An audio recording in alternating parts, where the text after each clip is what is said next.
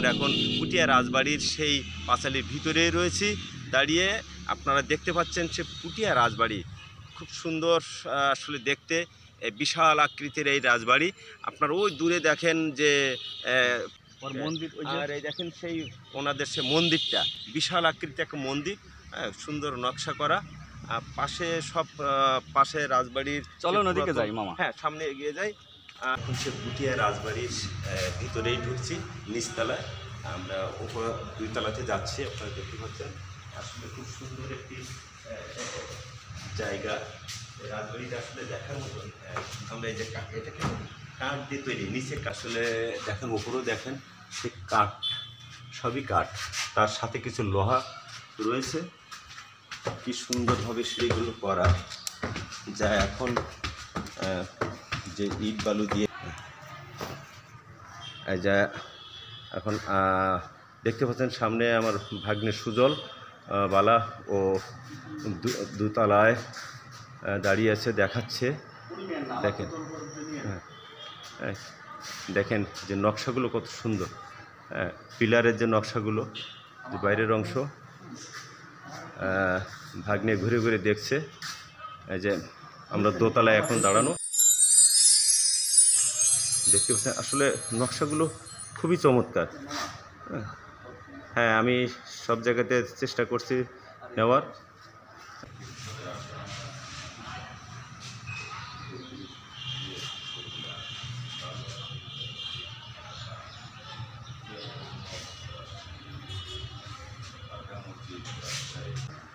প্রত্নতত্ত্ব অধিদপ্তর বিক্রয়ের জন্য, বিভাগীয় প্রকাশনা সামগ্রী অধিদপ্তর বিক্রয়ের জন্য। মামা আসেন।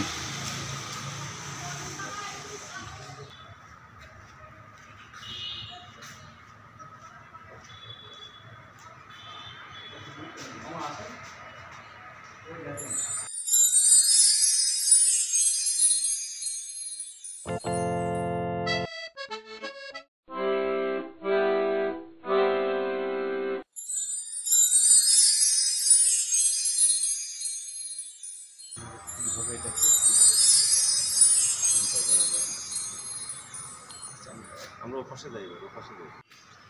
আমরা আছি 2 তলায়, তাই? হ্যাঁ,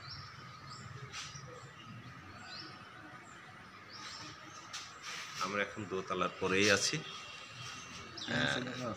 নিচেও দেখেন, দেখা যাচ্ছে কি সুন্দর।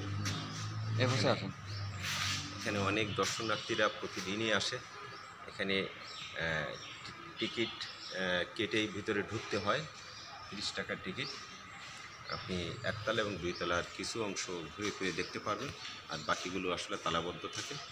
এখানে কিছু ডিসপ্লে আছে, যে ডিসপ্লেতে এই রাজবাড়ির কী কী ছিল সেগুলো তথ্য আপনি দেখতে পাবেন। এই যে ডিসপ্লেটা,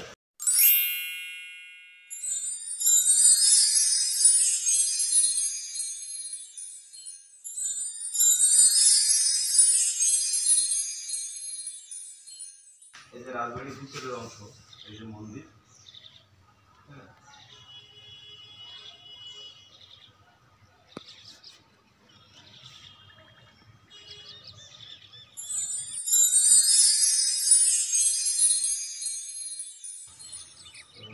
এই হচ্ছে দেখেন রাজবাড়ির ভিতরের অংশ। মন্দির ইটের গায়ে সব খোদাই করা, বিভিন্ন ধরনের নকশা, মূর্তি। আসলে অকল্পনীয় একটা বিষয়, যে ইটে এত সুন্দর হাতে নকশা করে যে তারা খোদাই করছে। এটা পরিবারবর্গ বসবাস করছে।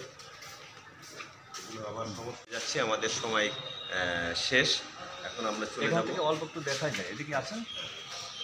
ওইদিকে ওই দিঘিটা দেখা যাচ্ছে। হ্যাঁ, দিঘিটা দেখতে পাচ্ছেন আপনারা। তলার পরেই দাঁড়িয়ে আছি। আর ওপাশে ওইদিকে ওই যে মন্দির দেখা যাচ্ছে। ওপাশে দেখেন, 2 তলার পরে আমরা দাঁড়িয়ে আছি।